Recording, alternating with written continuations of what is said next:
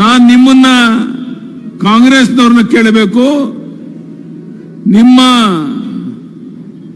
ಪ್ರಧಾನಿ ಕಾಂಗ್ರೆಸ್ಸಿನ ಅಭ್ಯರ್ಥಿ ಯಾರು ಹೇಳ್ತಾರೆ? ಅವನವ್ರ ಹೆಸರು ತಾಕತ್ತಿದೆಯಾ?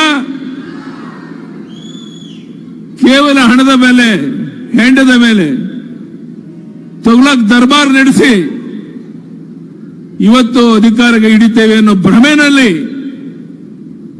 ಕಾಂಗ್ರೆಸ್ನವರು ಇದ್ದಾರೆ. ನಾನು ನಿಮಗೆ ಭರವಸೆಯನ್ನು ಕೊಡ್ತೇನೆ, ನಾಳೆ ನಾಡಿದ್ದು ನಾಮಪತ್ರ ಸಲ್ಲಿಸಿದ ನಂತರ ಕರ್ನಾಟಕ ರಾಜ್ಯದ ಉದ್ದಗಲಕ್ಕೆ ನಾವೆಲ್ಲ ಹಿರಿಯ ಮುಖಂಡರ ಜೊತೆ ನಿಮ್ಮ ವಿಧಾನಸಭಾ ಕ್ಷೇತ್ರಕ್ಕೆ ಬಂದು ಕಾರ್ಯಕರ್ತರ ಸಭೆ, ಸಾರ್ವಜನಿಕ ಸಭೆಯನ್ನು ಮಾಡೋರಿದ್ದೇವೆ. ನನಗೆ ವಿಶ್ವಾಸ ಇದೆ, ನಿಮ್ಮೆಲ್ಲರ ಪರವಾಗಿ ಅಮಿತ್ ಶಾ ಅವರಿಗೆ ಭರವಸೆಯನ್ನು ಕೊಡ್ತೇನೆ.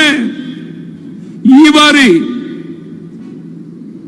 ನಿಮ್ಮ ಮತ್ತೆ ನರೇಂದ್ರ ಮೋದಿಜಿಯವರ ನೇತೃತ್ವದಲ್ಲಿ 28ಕ್ಕೆ 28 ಲೋಕಸಭಾ ಕ್ಷೇತ್ರವನ್ನು ಗೆದ್ದು ಡೆಲ್ಲಿಗೆ 28 ಲೋಕಸಭಾ ಸದಸ್ಯರನ್ನು ಕರ್ಕೊಂಡು ಬರ್ತೇನೆ.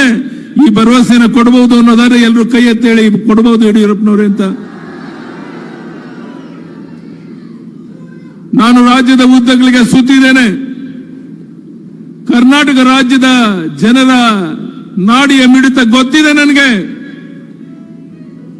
ನಿಮ್ಮ ತೊಗ್ಲಕ್ ದರ್ಬಾರ್ ನಡೆಯೋದಿಲ್ಲ. ಕಾಂಗ್ರೆಸ್ಸಿನ ಮುಖಂಡರಿಗೆ ಹೇಳ್ತೇನೆ, ಏನಾಯ್ತು ನೀವು ಕೊಟ್ಟ ಭರವಸೆಗಳು? ಕರ್ನಾಟಕ ರಾಜ್ಯದಲ್ಲಿ ಕುಡಿಯೋ ನೀರಿನ ಹಾಹಾಕಾರ ಇದೆ, ಬರಗಾಲ ಇದೆ. ಬೆಂಗಳೂರಿನಲ್ಲಿ ಕುಡಿಯೋ ನೀರಿಲ್ಲದೆ ಜನ ಹಾಹಾಕಾರ ಪಡ್ತಾ ಇರುವಂತ, ಪಶು ಪಕ್ಷಿ ಪ್ರಾಣಿಗಳಿಗೂ ನೀರಿಲ್ಲದೆ ಇರುವಂತ ಒಂದು ದುಸ್ಥಿತಿ ಕರ್ನಾಟಕ ರಾಜ್ಯದಲ್ಲಿದೆ.